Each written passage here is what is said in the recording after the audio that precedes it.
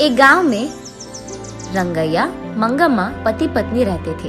उनका एक सुंदर बेटी भी थी। 2 साल से सूखे के कारण कुएं के पानी सारे सूख जाते हैं और गर्मी की मौसम होने के कारण उसका खेत भी सूख जाता है। उसके सारे पैसे वो खेत में और खेती में गवा देने के कारण उदास होकर रंगैया मंगम्मा से ऐसे कहता है, मंगा, भगवान भला हमसे ऐसे क्यों खेल रहा है। गर्मी का मौसम आ गया, कुएं के अंदर पानी भी खत्म हो गया और खेत का हालत ऐसे है। सारे पैसे मक्के में डाल दिया मैंने। ऐसे वो निराश होता है। इतने में उसकी बेटी लक्ष्मी आकर पापा ऐसे कहते हुए हंसते हुए प्यारी सी नन्ही सी उसकी बेटी अपने पापा से गले लगाती है। अपनी प्यारी बेटी को देखते ही रंगैया के चेहरे पे मुस्कान आ जाती है। वो उसके सारे दुख भूल जाता है। रंगैया को अपनी बेटी से बढ़कर इस दुनिया में और कुछ नहीं है, लेकिन वो हर वक्त सोचते रहता है कि उसकी बेटी को वो भला ऊंची पढ़ाई कैसे करवाएगा।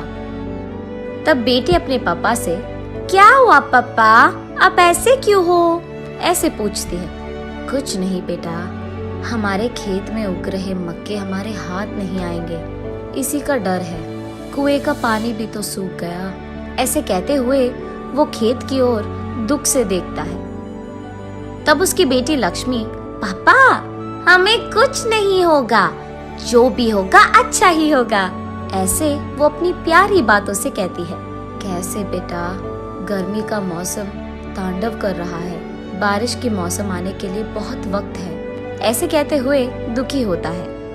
एक बार अगर आप कुएं में झांक लोगे तो आपको पता चलेगा ना कि पानी है कि नहीं। ऐसे कहते हुए वो अपने पापा का हाथ पकड़कर उन्हें उस तरफ ले जाती है। पानी नहीं है बेटा, ऐसे कहते हुए वो ऊपर उठता है। आप कुएं में तो झांको पापा, ऐसे कहती है लक्ष्मी। कहाँ बेटा, ऐसे कहते हुए वो कुएं में झांकता है। कुआं पूरा सूखा रहता है। ये लो पापा, ऐसे कहते हुए वो उसके ग्लास में मौजूद पानी को कुएं में डालती है। बस अचानक कुएं में पूरा पानी भर जाता है। ये देख रंगैया की खुशी की कोई सीमा नहीं होती है। वो उसकी बेटी को उठाकर, तुम मेरी बेटी नहीं हो, इस घर की महालक्ष्मी हो, ऐसे उसकी तारीफ करता है। ऐसे वो उसके खेत में पानी डालकर अपनी खेत को बचाता है। लेकिन उसी समय गांव के कोई भी कुएं में पानी नहीं रहता है, और क्योंकि ये बात इधर उधर फैल चुकी है, गांव वाले सारे उसी कुएं के पास आकर पानी लेते थे। ये देख उस गांव का घमंडी जमींदार वहां आकर, क्यों रंगैया, क्या हो रहा है यहाँ? मेरे कुएं से पानी निकालकर तुम सारे गांव वाले ऐसे कैसे उसका इस्तेमाल कर रहे हो? ये मेरा खेत है और ये कुआं भी मेरा है। मैंने ये सोचकर दिया कि तुम गरीब हो, काम कर लोगे, लेकिन तुम यहाँ समाज सेवा कर रहे हो। ऐसे ही देखता रह जाऊंगा तो ये खेत भी तुम्हारा कह दोगे तुम। ऐसे गुस्से में उससे बात करता है। तब रंगैया, साहब मैं ऐसे थोड़ी करूंगा, हमारे पूर्वजों से यही हम काम कर रहे हैं।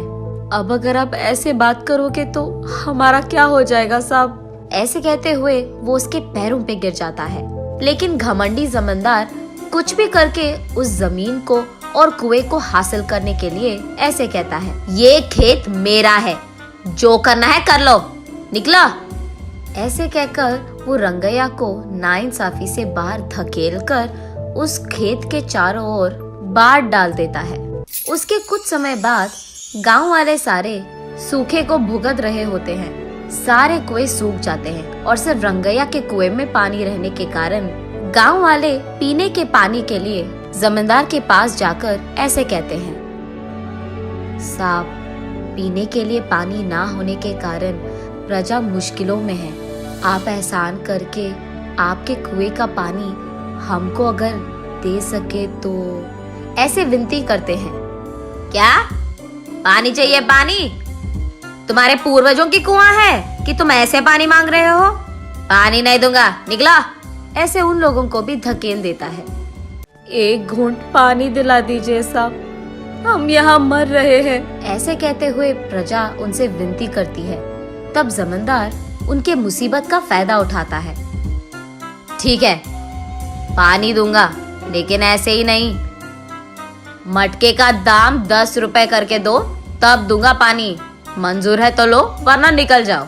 कुछ न कर पाने के कारण प्रजा चुपचाप उन्हें पैसे देकर पानी लेते हैं। घमंडी जमींदार जब पानी के लिए उसके मटके को कुएं के अंदर डालता है, अचानक एक ही झटके में सारा पानी सूख जाता है। तब जाकर जमींदार को अपनी गलती का एहसास होता है। रोते हुए रंगैया के पैर पकड़ता है और माफी मांगता है। कोई नहीं साहब, आपको आपकी गलती का एहसास हो गया है ना। तब जाकर वो रंगैया की बेटी की सहायता से जब मटके को कुएं के अंदर डालता है तो अचानक पानी पूरा भर जाता है कुएं में और सारी प्रजा इस घटना को देख बहुत खुश होती है। रंगैया उस पानी को सारे गांव वालों में बांटते हुए, खेती करते हुए खुशी से जीता है।